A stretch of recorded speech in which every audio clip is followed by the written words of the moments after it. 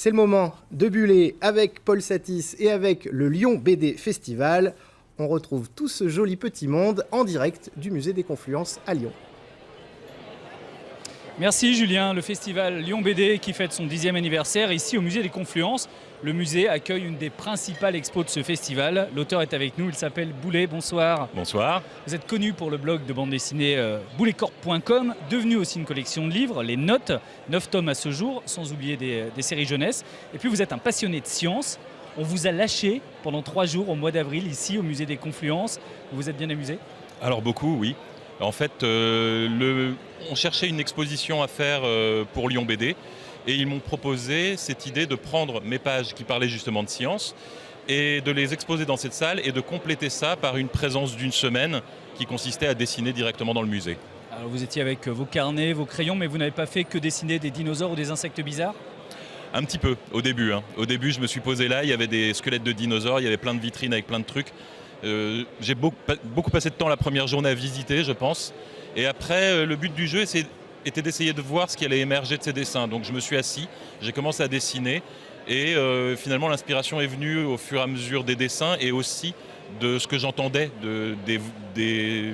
des dialogues entre les visiteurs derrière moi. C'est ça finalement qui est assez intéressant, c'est de regarder les visiteurs qui regardaient les expositions. Oui, c'est ça, c'était d'être soi-même un petit peu aussi une pièce de collection parce que les gens qui voyaient quelqu'un dessiner avaient tendance à s'arrêter et à regarder par-dessus mon épaule et à me demander si je travaillais au musée. Alors je mentais, je disais oui parce que ça faisait classe, mais c'était bien, ouais. Et il y avait une phrase qui revenait en leitmotiv, c'est « t'imagines ». Voilà, c'est comme ça qu'est né le thème de l'exposition, c'est que je me suis rendu compte, c'était surtout dans la salle des dinosaures où finalement on a juste les squelettes, les restes, de voir arriver les gens comme ça. Au début, tout le monde est un petit peu sans voix, regarde un petit peu à droite, à gauche comme ça, et sait pas trop quoi dire.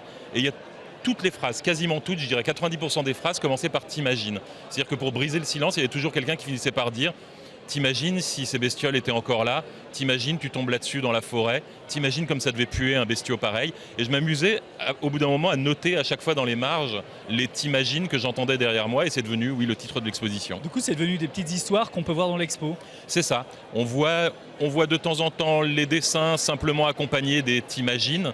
Et de temps en temps, il y a le dessin de l'objet avec autour des réactions du public ou alors une mini-histoire de quelques cases que ça m'aura inspiré.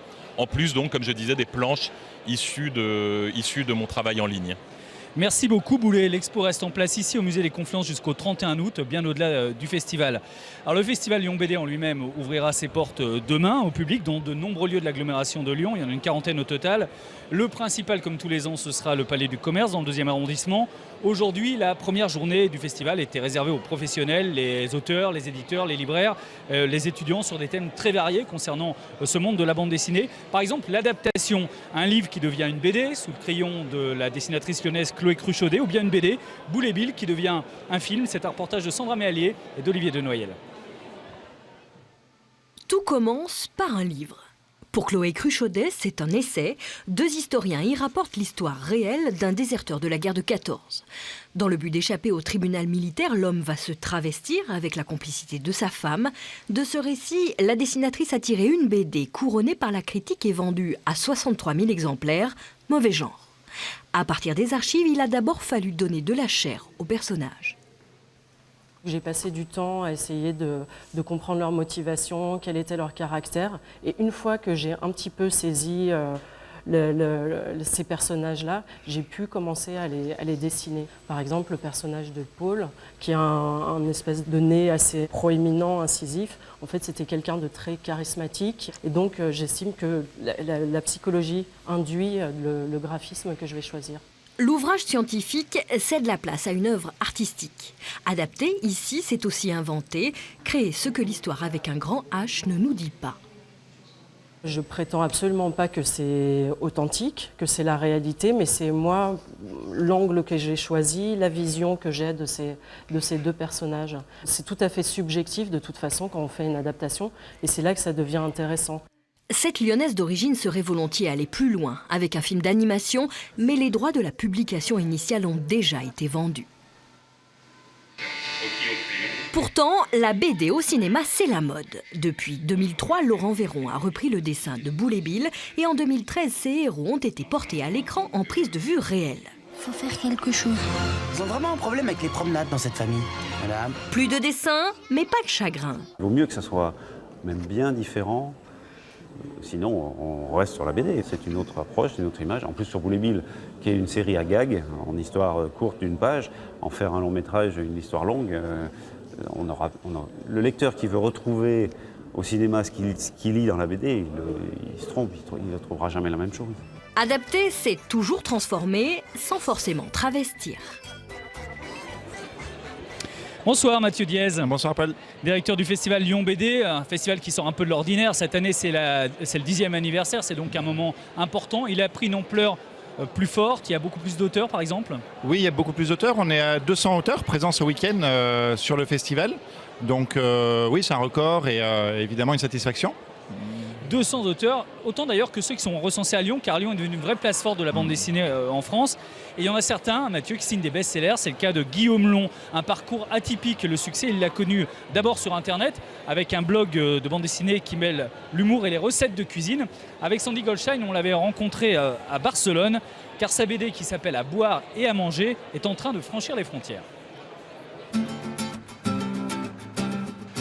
Au pays des tapas, tout est émerveillement pour Guillaume Long. Dès que je suis devant un magasin de cuisine, je suis comme un gosse devant des jouets en fait. C'est vrai que de voir tous ces ustensiles comme ça donne super envie de cuisiner. Là, il y a un magnifique un porte-jambon avec un couteau pour découper le jambon. La ramone. Cuisiner, dessiner et raconter. Guillaume Long est un gourmet qui aime partager ses expériences. Il en a fait une BD, ça s'appelle À boire et à manger parce qu'on y trouve de tout pourvu que ce soit bon. Humour et recettes de cuisine, le mélange est inattendu mais savoureux. Il suffit qu'on dessine des belles tomates ou des beaux champignons comme il y a là ou une pastèque par exemple qui est magnifique. Et les gens ont tout de suite envie de manger quoi. En fait j'ai envie que les gens au bout d'un moment posent le bouquin et se fassent à manger. Voilà. Super bon. Ce jour-là, le dessinateur lyonnais est à Barcelone pour l'édition espagnole de sa BD. Une bonne occasion pour manger, déjeuner avec Catalina, son éditrice. Déjà publiée en Allemagne, ses aventures culinaires deviennent internationales. J'adore la façon dont Guillaume parle de gastronomie, ses recettes, ses voyages, des choses comme ça. J'aime vraiment beaucoup son dessin et le mélange entre son dessin et son humour est vraiment sympa. Au début, il y a 6 ans, À boire et à manger, c'était un blog hébergé sur le site du journal Le Monde. Guillaume Long en est devenu le personnage principal. Je me disais que si je me mettais en scène en train de cuisiner, ça pourrait décomplexer les gens parce qu'ils se diraient si lui il y arrive, a priori n'importe qui peut y arriver quoi. Voilà. Faire des recettes, non, c'est pas mon métier, mais par contre j'ai toujours aimé cuisiner. En fait, quand j'étais gamin, je faisais souvent mes devoirs sur la cuisine de la table familiale, voilà. Et je crois que c'est là où j'ai développé une espèce de passion comme ça pour la gastronomie. Et je crois que bien avant de faire de la bande dessinée, je savais qu'un jour ou l'autre, j'aurais besoin de m'exprimer sur le sujet de la gastronomie. Le blog est un gros succès et devient livre. Le 3e volume vient d'ailleurs de sortir. Comme les 2 précédents, il pourrait dépasser les 30 000 exemplaires. Car les recettes de Guillaume sont désormais très attendues. Mais lui ne veut surtout pas passer pour un pro de la cuisine, juste un amoureux de bonne bouffe. Parce que la gastronomie, ce que j'appelle le bien manger, c'est par exemple, on a une tomate du jardin qui est super bonne, qui est mûre. Alors, en fait, on la coupe en morceaux, on l'arrose d'huile d'olive, on écrase une feuille de basilic dessus. Et on a, par exemple, une des meilleures salades du monde, pour moi. La simplicité. Et si c'était la recette de son succès ? Guillaume Long et bien d'autres seront présents tout au long de ce festival Lyon BD. Il y aura Loisel, Boulet, que vous avez vu tout à l'heure, Lévi-Strondheim, 200 auteurs, on le disait, Mathieu. Mais c'est pas qu'un festival de dédicaces, comme on voit souvent, il y a beaucoup de festivals BD. Vous essayez, vous, de diversifier, qu'il y ait de rencontres entre plusieurs disciplines ? Complètement, l'idée ça a été vraiment de trouver des façons de réinventer un peu la rencontre entre les auteurs et le public. Ça on l'a fait à travers le spectacle vivant, beaucoup transdisciplinaire, autour de la bande dessinée, le dessin projeté sur des écrans en direct avec les auteurs sur scène. On le fait beaucoup avec des expositions et des projets dans les musées, dans les grands musées de Lyon, le musée des Confluences où on est, qui accueille l'exposition Boulet, le musée des Beaux-Arts bien sûr, le musée Gadagne, le centre d'histoire de la Résistance. Combien de lieux au total à peu près ? 40 lieux pour 135 événements. C'est vraiment le festival qui s'installe dans la ville avec les auteurs pour des créations originales et je crois que c'est ça qui distingue ce festival.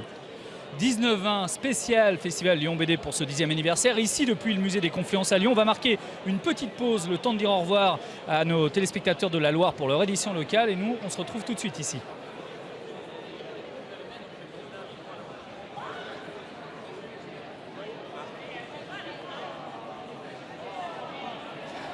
Le 19-20 sort de ses studios comme à chaque grand événement dans la région, et l'événement qu'on a choisi ce soir dans la métropole lyonnaise, c'est le Festival Lyon BD qui fête son 10e anniversaire avec Mathieu Diez, son directeur, qui est avec nous. L'inauguration vient d'avoir lieu. Demain, c'est le grand jour finalement, parce qu'on fait d'abord ça pour le public, et le public, lui, c'est ce week-end qui pourra voir les auteurs participer à tous les événements que vous avez préparés. Combien vous espérez de personnes? L'an dernier, on avait dénombré 40 000 personnes sur l'ensemble du dispositif, donc tout le mois de juin, ce qui inclut le week-end du festival bien sûr. On ne peut qu'espérer que ce soit plus cette année. C'est bien parti vu l'engouement qui semble se produire ces dernières semaines. C'est un truc de spécialiste la BD, ou c'est beaucoup plus ouvert? Non. Il faut vraiment s'y connaître pour s'amuser à ce festival. Non, il y a des gens qui le croient encore et on combat cette idée-là parce que justement les gens n'attendent pas de s'y connaître en cinéma pour aller au cinéma, et je pense que la BD c'est pareil. Il y a tous les styles, tous les talents qui racontent toutes les histoires, il y a plein de choses très différentes, et en plus la façon dont on le traite à Lyon BD avec le spectacle vivant, les musées, enfin, c'est vraiment ouvert à tout le monde, et je crois qu'on a réussi à rendre ça très accessible au plus grand nombre. Je parlais du vivier des auteurs lyonnais tout à l'heure. Certains se sont regroupés depuis quelques années dans une association qui s'appelle l'épicerie séquentielle. Et les épiciers de la bande dessinée présentent pendant le festival un produit succulent qui est un peu à la bande dessinée ce que la quenelle est à la gastronomie, c'est-à-dire 100% lyonnais. Un mensuel qui raconte les petites et grandes histoires de Lyon, et même des histoires de fesses, comme vous allez le voir dans ce reportage signé Christian Consiqueur. Alors c'est par là que ça se passe.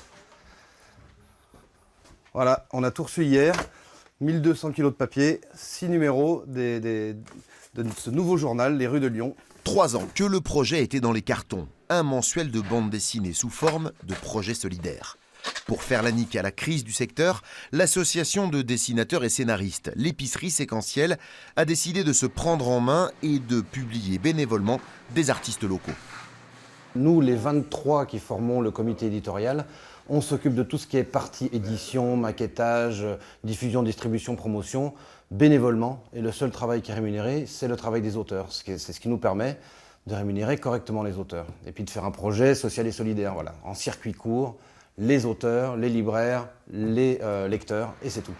Des artistes lyonnais et des histoires qui le sont tout autant. C'est le principe du nouveau mensuel Les Rues de Lyon.